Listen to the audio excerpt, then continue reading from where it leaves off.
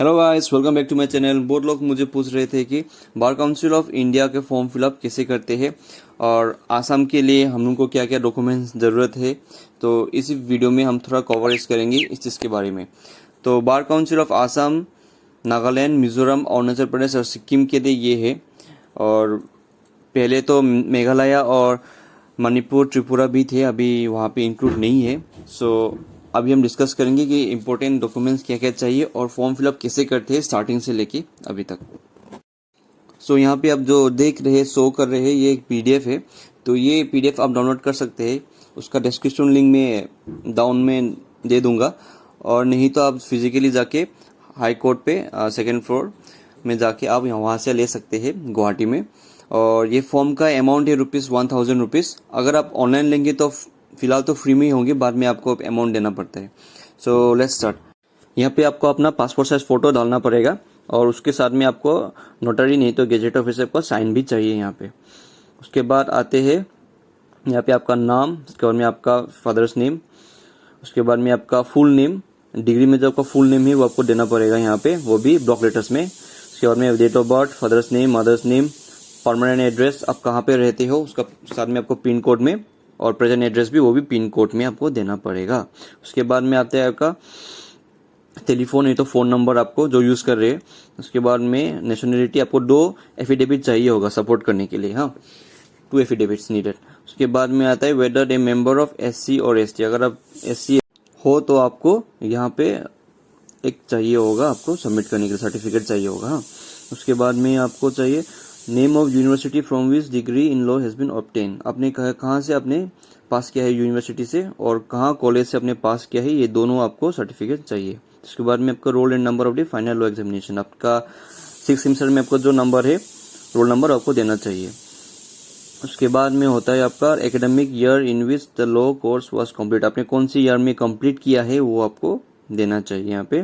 उसके बाद में year of passing final law examination, आपने कौन से ईयर में आपने फाइनल लॉ एग्जामिनेशन पास किया हुआ है वो यहाँ पे आप लिखेंगे। किसी किसी का गैप हो जाता है 1-2 ईयर्स बिकॉज ऑफ बैक, तो उसमें आपको वो देना पड़ेगा। उसके बाद duration of the law course whether 3 और 5 ईयर्स, अपने 5 ईयर्स नहीं तो 3 ईयर्स का जो नहीं कंप्लीट किया है वो आपको देना पड़ेगा। उसके बाद whether the degree was taken by private study और by attending classes of the law college, तो आपने प्राइवेटली किया है ना attending classes of the law. अगर क्लासेस किया हुआ है तो आपको लिखना पड़ेगा by attending classes of the college. उसके बाद में आपको आता है ऑक्यूपेशन, अगर आपने ऑक्यूपेशन या कैरियर चूज किया है मतलब कॉलेज एंडिंग होने के बाद और अभी एनरोलमेंट के बीचों बीच में, तो उसको आपको देना पड़ेगा यस, नहीं तो नो। और उसके बाद में आते हैं ट्रेड, एडवोकेशन और employment which the person applying is pursuing on the date of the application with full particulars, आपने अगर बीच में ट्रेड वुड कुछ किया हुआ है, एम्प्लॉयमेंट कहीं पे किया हुआ है तो आपको यस देना पड़ेगा, नहीं तो नो। उसके बाद में whether the applicant is disqualified for enrolment under the advocates act, अगर मैं कुछ किया हुआ है जिसके अंदर आपको एडवोकेट्स एक्ट में आपको डिस्क्वालीफाई होंगे तो आपको वो देना पड़ेगा यस, नहीं तो नो। उसके बाद में वेदर एप्लीकेशन वाज कॉन्विक्टेड, अगर मैं कहीं पे कॉन्विक्ट किया हुआ है 13 और 14 देखिए, कॉन्विक्टेड अगर किया हुआ है क्रिमिनल नहीं तो कोई भी केसेस में, तो आपको यहाँ पे यस देना पड़ेगा, नहीं तो no. Whether applicant earlier applied by enrolment in any other bar council, आपने अगर कहीं पे एनरोलमेंट किया हुआ है, पहले से अप्लाई किया हुआ है तो उसके लिए अगर यस नहीं तो नो, उसमें भी no. Place whether applicant propose to practise, आपको कहाँ पे प्रैक्टिस करना है, अपना होम टाउन पे नहीं तो गुवाहाटी पे, नहीं कहाँ पे भी ना आपको वो देना पड़ेगा। अगर गुवाहाटी है तो गुवाहाटी लिख दीजिए, नहीं तो अपना होम टाउन। तो आपने अगर कोई भी कॉन्टेजियस डिजीज में, बीमार में अगर आपको कुछ हुआ है तो आपको हमें यस देना पड़ेगा, नहीं तो नो। अगर मैं डिसमिस किया हुआ है तो यहाँ पे देख सकते हो कि अगर आपको कहीं से रिमूव किया हुआ है डिसऑनेस्टी इन करप्शन के चार्जेस में, तो आपको यहाँ पे यस देना पड़ेगा, नहीं तो आपको नो। उसके बाद में आते हैं आपको whether the applications name is on the roll of any other state bar council, अगर आपने कहीं पे अप्लाई किया हुआ है स्टेट बार काउंसिल के थ्रू दूसरे स्टेट पे, तो आपको यहाँ पे डिटेल करना पड़ेगा उसको में यस, उसके बाद आपको पूरा डिटेल्स देना पड़ेगा, नहीं तो आप डायरेक्टली नो लिख सकते हैं।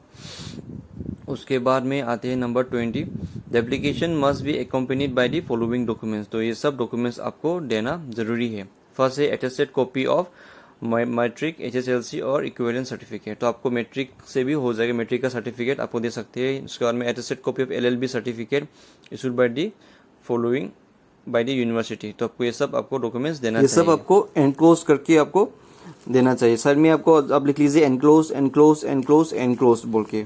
उसके बाद में ये फर्स्ट वाला जो था attested copy of matric HSLC, ये आपको कोई भी एक चलेगा।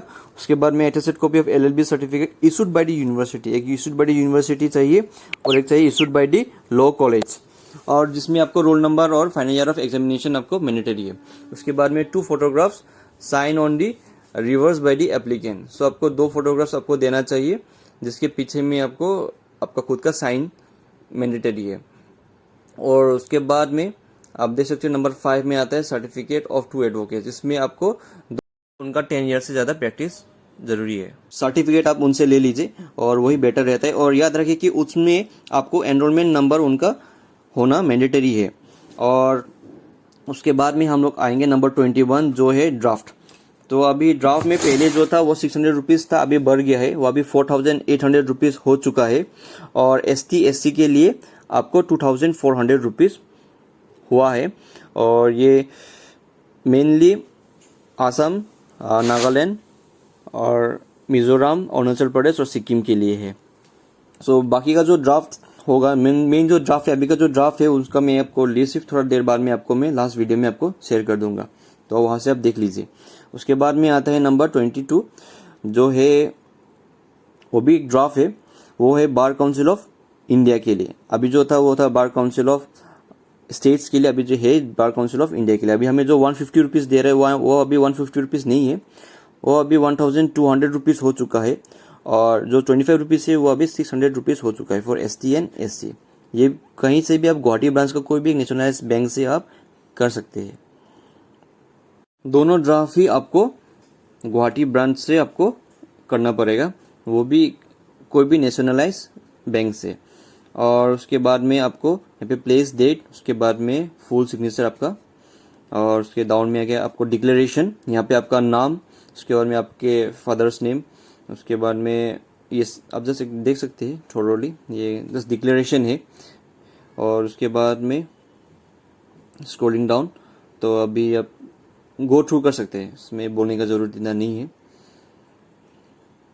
और उसके बाद में आप लास्ट में देख सकते हो जस्ट आपका यहाँ पे आपको साइन चाहिए, उसके बाद में डेट, और बस फिलहाल के लिए इतना ही है ये वाला जो PDF डाउनलोड किया हुआ है। उसके बाद में आपको कुछ चीज़ याद करना पड़ेगा। फर्स्ट बात ये है कि आपको टाइम पीरियड होगा लेने के बाद में कुछ आपको विदिन 20 डेज में आपको सबमिट करना जरूरी है। उसके बाद में कुछ यूजफुल टिप्स आपके लिए। हाँ, फर्स्ट याद रखिए आपका फुल नेम आपको एग्जैक्टली देना चाहिए, जो आपको मार्कशीट में जो दिया हुआ है एग्जैक्टली आपका फुल नेम, और उसी सीक्वेंस में मिडिल नेम भी आपको लिखना मैंडेटरी है, ठीक है। उसके बाद में नंबर 2 में आता है आपको फोटोग्राफ। जो फोटोग्राफ आपको यूनिफॉर्म में लेना चाहिए। यूनिफॉर्म इन द सेंस कि जो एडवोकेट का जो फॉर्मल अटायर रहता है, जो कोट और टाई के साथ में, वही है।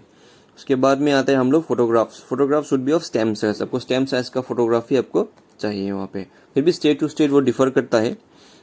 और उसके बाद में आते हैं all documents copies need to be attested करना मैंडेटरी है। हर डॉक्यूमेंट्स बेसिकली आप कहीं से भी कर सकते हो, specialise officer, gazetted officer, special executive officer, कैसे भी कर सकते हो, पर मेनली मैं बोलूँगा कि आप नोटरी में जाके आप करने से वो ज़्यादा बेटर रहता है। उसके बाद में आपको जो 2 एडवोकेट का आपको जो साइन में जो सर्टिफिकेट बोला था, उसमें आपको recommendation of 2 advocates who has been in practice for more than 10 years, ये एक मैंडेटरी है।